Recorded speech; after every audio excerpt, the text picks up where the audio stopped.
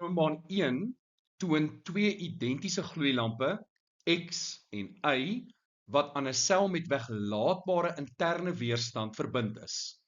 Skakelaar S is gesluit.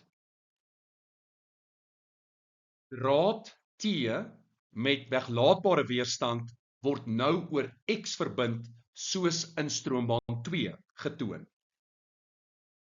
Watter stelling is die beste beskrywing van hoe die helderheid van die gloeilampe verander het nadat T verbind is?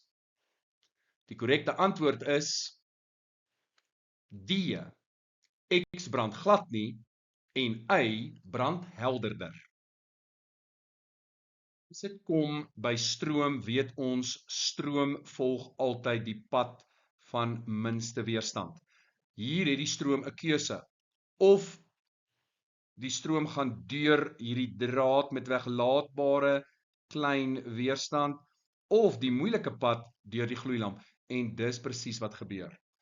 Die kort pad word gevat. Ons noem dit 'n kortsluiting word hier veroorsaak, en dit beteken die stroom gaan eerder deur draad T vloei as deur gloeilamp X, so dit beteken gloeilamp X gaan nie enige stroom ontvang nie, gloeilamp X gaan nie brand nie.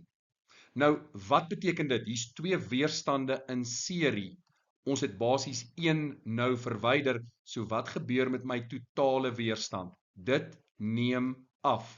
En wat gebeur nou met my totale stroom as die weerstand afneem? Dit neem toe.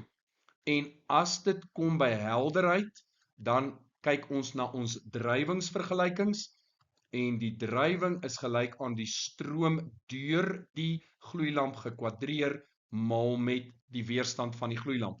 Die gloeilamp se weerstand het nie verander nie, maar die stroom het toegeneem. So wat gaan gebeur met die drywing? Die drywing gaan toeneem, die gloeilamp gaan helderder brand.